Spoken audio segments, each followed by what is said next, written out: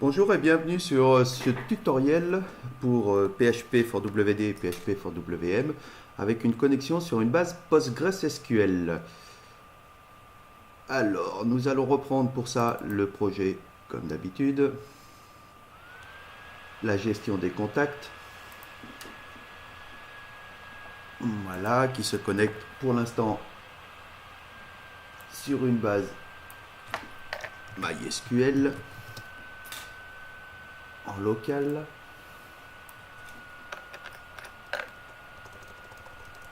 Voilà, donc 127.0.0.1. Tac tac, la base s'appelle test. Il m'a pas pris. 127.0.0.1. Voilà, enregistré. On exécute. Alors, identificateur inconnu. Oui. Voilà. Donc on lance, affichage. Voilà, c'est bien ce que j'ai sur ma base en 127. PHP MyAdmin, base test, contact. Donc j'ai bien Kikou Titi. Pour être sûr, on va changer Toto. Voilà, on est bien sur cette base MySQL. Donc on va reprendre ce projet. On va le fermer pour l'instant. On va fermer ceci et donc on va s'occuper de notre base PostgreSQL. Donc comme pour Oracle, j'ai une machine où j'ai un serveur Postgres. Voilà, donc il est installé. Il y a également un serveur WAMP qui est configuré dans les extensions pour PostgreSQL, PHP souligné PGSQL. Donc j'ai installé le serveur PostgreSQL dernière version et après j'ai activé l'extension pour pouvoir me connecter. Donc on va aller sur Postgres. Ici j'ai le serveur. Voilà, j'ai une base de données test. Pour l'instant, il n'y a pas de table, donc on va lui créer la table avec les datas. Voilà, je reviens sur cette machine-là. Je vais faire... hop. On va faire base de données test. Script. Voilà. Je colle mon script, donc il va me créer une table contact et il va m'insérer les données. Exécution. Voilà. Il l'a fait. Donc, je reviens ici. Je vois ma table contact. Et si je clique sur la table, il est table contact. Afficher les données et voir toutes les lignes. Voilà. Donc ici, j'ai bien mes datas sur la base Postgres. J'ai le PHP qui est prêt à se connecter. Donc dans le WAMP serveur, ici sur cette machine, dans le W, pour l'instant, je n'ai rien. Donc je vais aller télécharger l'accès sur SQL Manager X. sqlmanagerx.com. Voilà, je vais dans la page PHP for WD.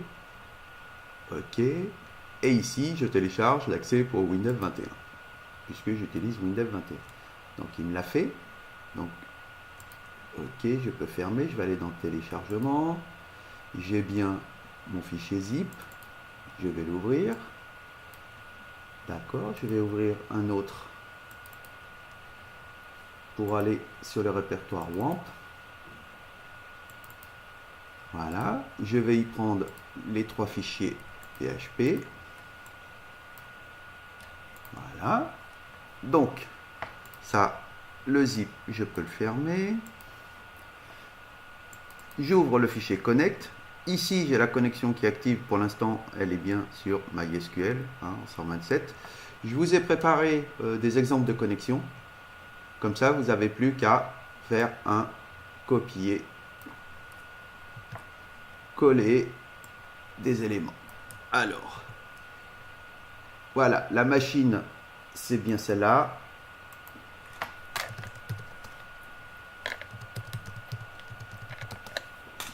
C'est la 192.168.1.20. Un peu comme pour Oracle, puisque cette machine a les deux serveurs. Vous voyez ici l'administrateur Oracle. Donc voilà, donc le user Postgres, le mot de passe et la base que je veux utiliser. La clé de cryptage, je ne la change pas, mais pensez bien aussi à la changer. Il faut qu'elle soit identique dans le programme WinDev et dans le fichier connect.php. Donc là, je peux enregistrer. Normalement, mon fichier connect, il est prêt. Donc, PHP for WD. Je ouvre le fichier PHP parce qu'il y a la partie qui m'intéresse, c'est la partie test. Pour savoir si le script est actif. Ici, on voit que le type base, c'est MySQL. Donc, je vais lui mettre PostgreSQL. Voilà. La base, j'ai dit que à partir de maintenant, on n'était pas obligé de la mettre. Si je ne la mets pas ici, il va aller chercher celle qui est dans le connect.php. Donc dans celle qui est dans le connect.php, bien. Une requête de test, select étoile from contact. Ça devrait fonctionner. Fichier enregistré et je peux fermer. Je peux fermer aussi également ça. Donc je vais garder l'administrateur Postgres sur la machine qui est ici. Je vais la réduire un petit peu pour qu'on voit bien. Voilà, je réduis un petit peu la machine et je repasse sur ma machine à moi. Donc je vais ouvrir un explorateur Windows, Internet plutôt, et je vais y mettre l'adresse. Donc l'adresse de la machine c'était 192.168.1.20 /php for wd.php et je rajoute test égale oui. Voilà, donc effectivement, ça a l'air de fonctionner. Hein. J'ai bien le select étoile from contact. J'ai bien quelque chose de cohérent. Donc si j'ai ceci, pas de message d'erreur. La requête s'est affichée correctement. Ok, donc je peux fermer cette partie-là. Le script est bon. Donc maintenant, je peux repasser sous WinDev.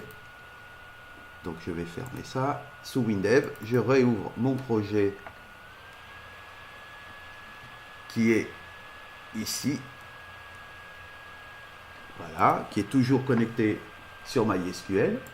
Donc effectivement, affiché, j'ai toujours test. Et puis j'ai dans les données, j'ai mis MySQL base pour être sûr que on ait quelque chose, pour être sûr de savoir, là c'est une base MySQL. Donc je vais fermer ça. Donc maintenant, je vais changer. Je vais dire que c'est un PostgreSQL. Alors l'adresse de connexion, c'est pas tout à fait celle-là. C'est 192.168.1.20 et la base s'appelle test. Donc je vais la garder. Sous Postgres, sur MySQL, sur SQL Server, on peut changer les bases assez facilement. À part sur Oracle, si vous avez vu la vidéo sur Oracle, c'est un petit peu plus compliqué. Il vaut mieux garder celle qui est dans Connect. Donc là, c'est la base test. J'enregistre, je lance, j'affiche. Voilà, là j'ai l'impression d'être sur MySQL. Donc on va reprendre l'administrateur. Et là, on va lui mettre PostgreSQL. Voilà. Je fais ça. Et on va voir si ça fonctionne. Par contre, je ne sais pas s'il a validé les datas. Si je fais réactualiser, rafraîchir, visiblement il l'a bien changé. Donc on va vérifier tout de suite. On devrait avoir ici quelque chose qui change. Vous voyez, on est bien sur l'administrateur Postgres et il m'a bien changé la base. Donc après on peut s'amuser, hein, appeler celui-là Kirikoukou, j'aime bien ce nom, je sais pas pourquoi. Voilà, au lieu de Titi, on va l'appeler Toto. Ici, on va enlever ça, c'est pas joli. Voilà.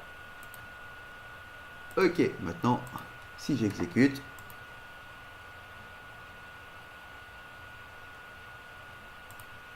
m'aurait-il pris les données? Voilà, Kirikoukou, Toto, il a bien pris chez lui, bien voilà, il a bien pris Postgres. Ok. Voilà. Donc j'ai bien emprunt. C'est quoi chez lui au show? Il a bien enlevé le anti-chasse R et l'anti-chasse S. Ici, ben, on va changer pour être sûr. On va mettre Grenoble. Voilà.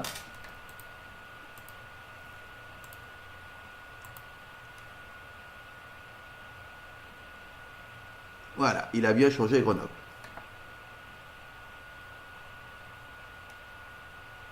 Donc, on va faire quelque chose, parce que visiblement, il change un peu l'ordre, parce qu'il n'y a pas d'ordre. Je vais modifier la fenêtre. Fermer l'analyse. Explorateur. Affichage. Non, ouvrir. Ouvrir.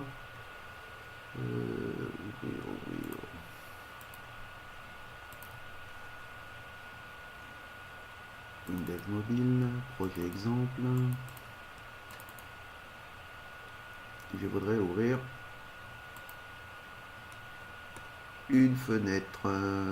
Fenêtre. Voilà.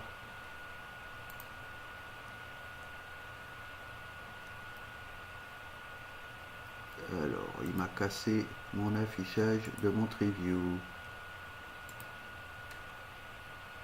Donc, je vais affichage. Tac. Alors,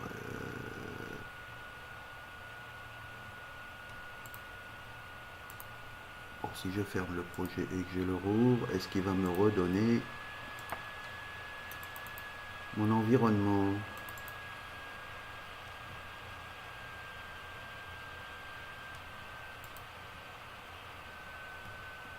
Il m'a pas redonné le volet.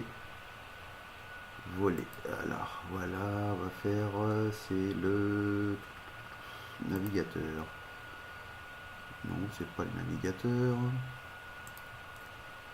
On va faire voler. Et c'est explorateur normalement de projet. Voilà. J'ai ma fenêtre contact. Ok. Et ici dans affichage, je vais changer, je vais lui mettre un order by ID contact. C'est bien comme ça qu'elle s'appelle. ID contact. D'accord. Ok, enregistrer, exécuter.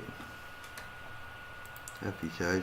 Voilà. Donc là, normalement, ça devrait plus bouger. Si je fais un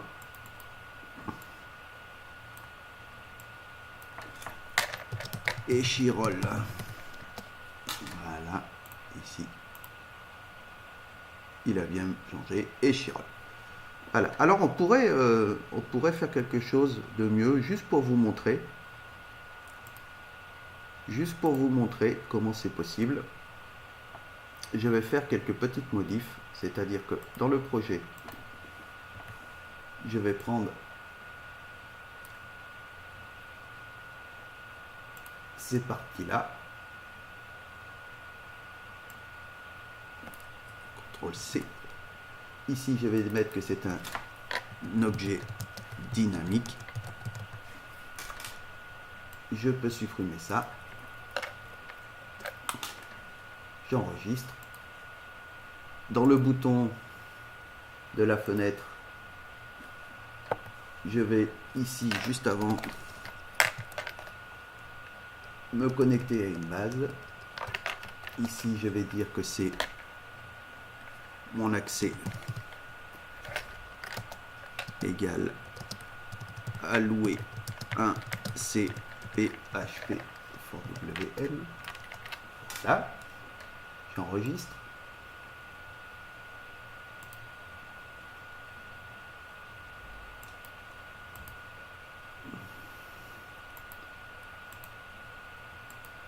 Voilà, j'ai enregistré. Donc ici, je vais mettre affichage Postgres. Voilà. Là, je vais le copier. Je vais le mettre ici. Et là, je vais mettre affichage MySQL. Donc, je reprends l'affichage MySQL. Et ici, je vais lui dire que c'est un MySQL et que le PHP c'est 192, non pas 192, 127.0.0.1 et sur la base test. Voilà. Vous allez voir que avec le même programme, je peux me connecter soit sur Postgres, soit sur MySQL. Donc j'ai les deux connexions à deux bases différentes sur deux serveurs différents dans le même programme, juste en faisant une petite manipulation dans le code et en allouant l'objet mon accès au moment où j'en ai besoin. Voilà, cette partie-là étant terminée, je referai un tutoriel pour que vous puissiez avoir une idée des différentes fonctionnalités qui existent dans l'accès natif et dans la classe PHP for WM. D'accord, c'est bien une classe avec plein de fonctionnalités. On verra un peu plus tard comment on va les faire. Voilà, j'espère que ce tutoriel vous aura appris déjà à changer de base rapidement et à vous montrer que en fait, on peut largement accéder depuis un téléphone sur une base Postgres et une base MySQL en même temps. Alors, on ne peut pas mélanger les requêtes, mais on peut se connecter et faire des comparaisons de base, par exemple, juste sur les deux sites différents. Il suffit d'être connecté sur Internet. Voilà, j'espère que ce tutoriel vous a plu. Pensez à faire un like. Et puis je vous dis à bientôt. Passez une bonne journée, un bon week-end, puisque aujourd'hui, on est samedi. Merci beaucoup. Au revoir.